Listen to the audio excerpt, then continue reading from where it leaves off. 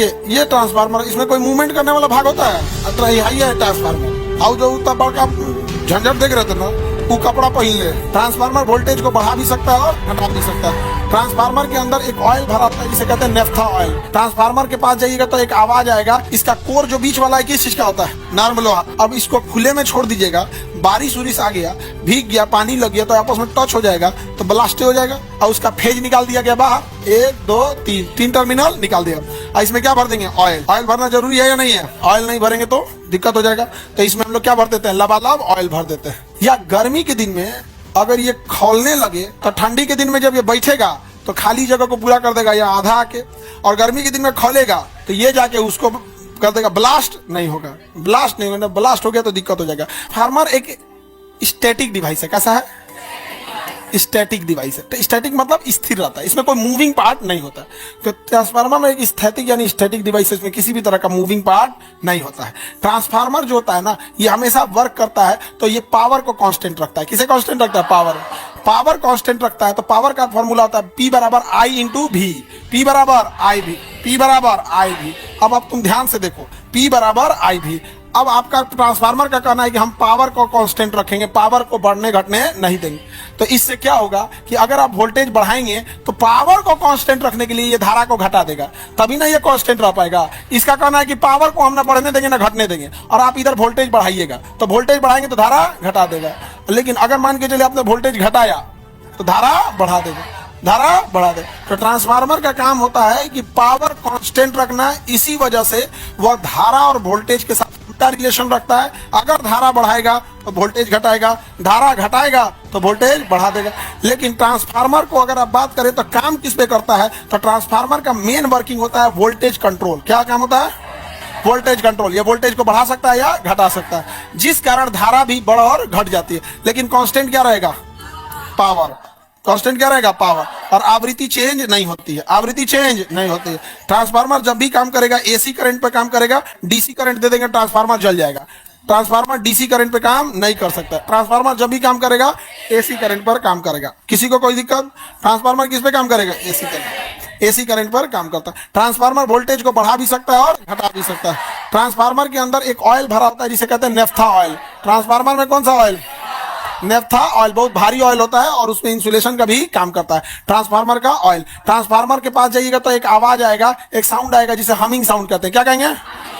Humming sound कहते हैं। झंझनाहट की आवाज आएगी, उसे क्या कहेंगे? हमिंग साउंड कहते हैं। इसमें कौन सा ऑयल भरा होता है? नेफ्था ऑयल बना। ये एसी पे काम करेगा, डीसी पे? एसी पे। ट्रांसफार्मर में फंसते कहाँ है? इसका वर्किंग जो प्रिंसिपल है, सिद्धांत, किस प्रिंसिपल पर काम करता है? प्रिंसिपल समझते हैं? सिद्धांत। Mutual induction. किस पर?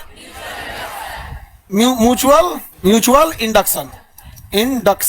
म्यूचुअल इंडक्शन पे काम करता है। म्यूचुअल इंडक्शन का मतलब क्या होता है? स्वप्रेरण। म्यूचुअल इंडक्शन पे काम करता है कौन? ट्रांसफार्मर। यहीं से सवाल पूछता है किस पे काम करता है। जैसे स्वप्रेरण का मतलब होता है ट्रांसफार्मर में 2 ठो कॉइल होता है, एक प्राइमरी और एक होता है सेकेंडरी। प्राइमरी और सेकेंडरी। स्वप्रेरण का मतलब होता है कि इसको अगर कोई छेड़छाड़ करिएगा तो ये अपना वैल्यू बदल देगा, इसको बढ़ाइए घटाइएगा तो ये भी बढ़ने घटने लगता है, ये भी चेंज होने लगता है। यानी इधर चेंज कीजिएगा, एक देखा देखी ये बदल जाएगा, सेल्फ इंडक्शन हो जाएगा। क्या हो जाएगा? सेल्फ। तो ट्रांसफार्मर किस पे काम करता है? Self induction.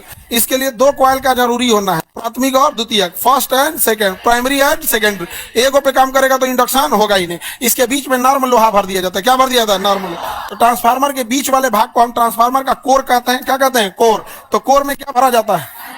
ट्रांसफार्मर के कोर में क्या होता है? नर्म लोहा। क्या होता है? नर्म लोहा। क्या भरा होता है? नर्म लोहा। हालांकि वहां पर स्टील का भी यूज हो जाता है, लेकिन वहां पर स्टील जो यूज होता है तो ज्यादा इफेक्टिव होता है, लेकिन ज्यादातर में क्या होता है? नर्म लोहा। ट्रांसफार्मर किस सिद्धांत पर काम करेगा? Self induction. ट्रांसफार्मर किस पे काम करेगा? अरे बाबू गलती लिख दी है यहाँ पे, सेल्फ इंडक्शन नहीं होता है, ये होता है म्यूचुअल इंडक्शन। ये तो सही लिखा है इंग्लिश, इसका हिंदी गलत है। अन्योन्य प्रेरण होता है, अन्योन्य प्रेरण, अन्योन्य प्रेरण। इसका हिंदी क्या होता है? अन्योन्य प्रेरण। म्यूचुअल इंडक्शन का हिंदी क्या होता है? अन्योन्य। सेल्फ इंडक्शन का होता है म्यूचुअल इंडक्शन। ये दिख गया ट्रांसफार्मर, अंदर से ऐसे ही दिखता है ट्रांसफार्मर। ट्रांसफार्मर में ऑयल टैंक होता है बाबू, क्या रखने के लिए? Naphtha oil.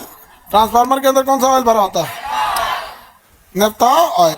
ट्रांसफार्मर इसमें आया ही नहीं जी। चलिए देखते हैं हम लोग ट्रांसफार्मर को। किधर गया ट्रांसफार्मर? ये रहा ट्रांसफार्मर, ज़्यादा ठीक है ये। देखिए ये ट्रांसफार्मर, इसमें कोई मूवमेंट करने वाला भाग होता है? इसमें कोई भी मूविंग पार्ट होता है? नहीं। ट्रांसफार्मर एक खाली ड्राम होता है। ड्राम आजकल इतना बदनाम हो गया कि बोलने में भी डर लग रहा है, खाली ड्राम है। ट्रांसफार्मर क्या है? खाली ड्राम है। यही है ट्रांसफार्मर, ये है ट्रांसफार्मर। और जो उतना बड़का झंझट देख रहे थे ना, वो कपड़ा पहन ले, इसी को कपड़ा पहना दीजिएगा ना तो वो दिखने लगेगा उस टाइप का। यही है ट्रांसफार्मर, समझ में गया? इसका कोर जो बीच वाला है किस चीज का होता है? नॉर्मल लोहा। अब बाहर कॉइल किसकी होती है? कॉपर की। ये बाहर जो तार लपेटा है कॉपर, अंदर जो कोर होता है नॉर्मल लोहा, अंदर का कोर ये कॉइलिंग, हाँ कॉपर। अब इसको खुले में छोड़ दीजिएगा, बारिश उरिश आ गया, भीग गया, पानी लग गया तो आपस में टच हो जाएगा तो ब्लास्ट हो जाएगा। तो इसको ढक देते हैं और ऐसे चीज से ढकते हैं कि बीच में इसका करंट उसमें ना जाए। तो कपड़ा लगा के ढक सकते हैं, वो भी करंट नहीं भेजेगा, लेकिन भीग गया तब, अल्लाह गया तब दिक्कत हो जाएगा। तो नेफ्था ऑयल भर देते हैं, नेफ्था ऑयल से करंट इधर से उधर नहीं जाता है। तो इसको एक ड्राम में पैक कर देते हैं, इसको किसमें उतार देते हैं? ड्राम में। हो गया, ड्राम में काम खत्म, पैक, ड्राम में पैक हो गया। इसको किसमें भर दिया? ड्राम में पैक। अब ध्यान से देखो ना, ड्राम में तो है एगो, ऐसी में उसको उतार दिया गया और उसका फेज निकाल दिया गया बाहर, 1 2 3, 3 टर्मिनल निकाल दिया। और इसमें क्या भर देंगे? ऑयल। क्या भर देंगे? ऑयल भरना जरूरी है या नहीं है? बहुत जरूरी है ऑयल भरना। ऑयल नहीं भरेंगे तो दिक्कत हो जाएगा। तो इसमें हम लोग क्या भर देते हैं? लबालब ऑयल भर देते हैं। इसे ऑयल भर दिया।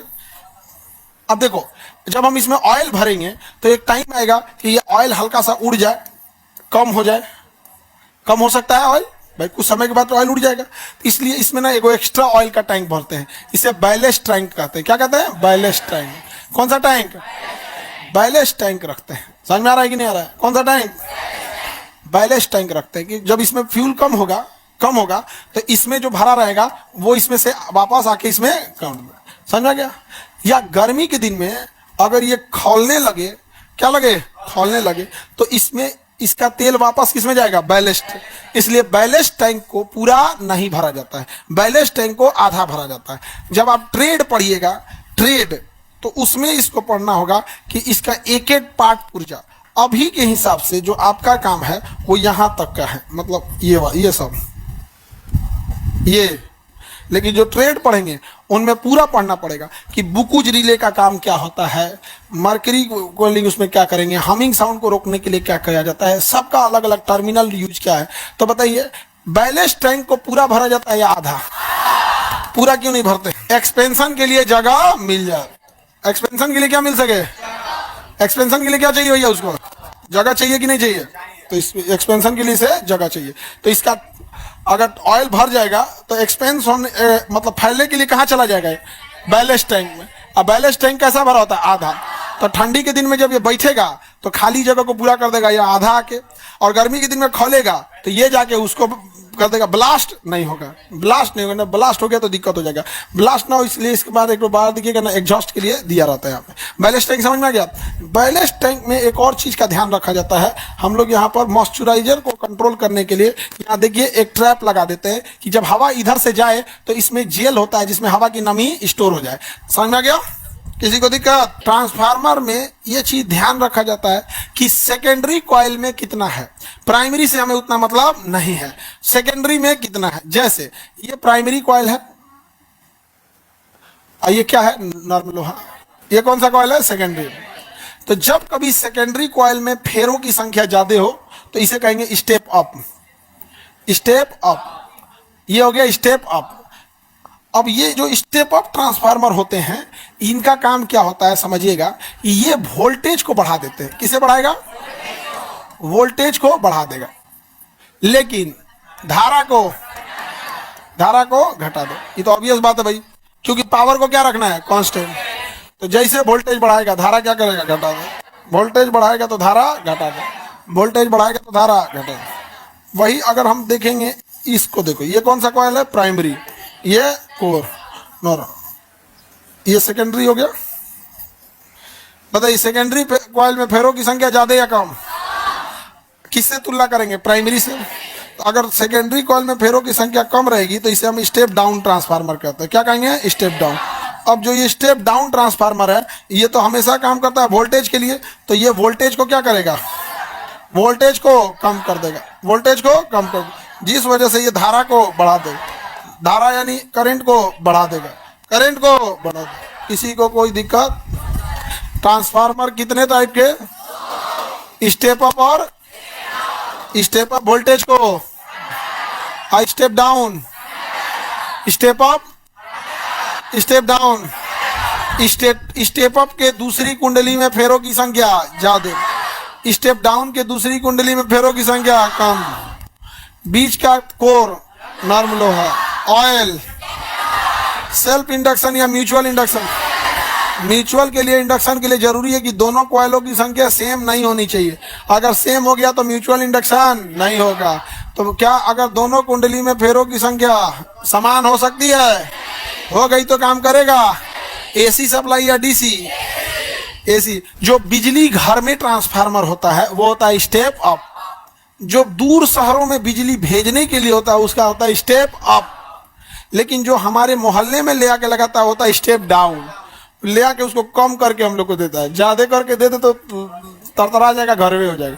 तो जैसी जरूरत है, अगर ट्रांसमिट यानी भेजना है तो स्टेप अप, डिस्ट्रीब्यूशन करना है तो step down, step down. Transformer में कोई मूविंग पार्ट होता है? नहीं होता है। वो पावर को क्या रखता है? कांस्टेंट, कांस्टेंट रखता है। अगर ट्रांसफार्मर कमजोर पड़ गया, ट्रांसफार्मर तो कमजोर नहीं पड़ता है बल्कि यूजर्स की संख्या बढ़ जाती है। अब जैसे 100 मकान में एक ट्रांसफार्मर की, मान के चलिए गांव में कोई छोटा सा ट्रांसफार्मर लगा दिया, उसकी क्षमता है 500 मकान या 100 मकान को झेल सकता है, और उसको फर्जी जोड़ ओढ़ के इतना चोरी उरी करके ज्यादा कर देंगे, ट्रांसफार्मर थक जाएगा, हाँफ जाएगा, कहेगा दे इतना काम कराता है सब, हमको लाया था 100 को घर के लिए, 500 घर चोरी से जला रहा है। ट्रांसफार्मर का लोड कम तो बाकी घर में वोल्टेज डाउन हो जाता है। वोल्टेज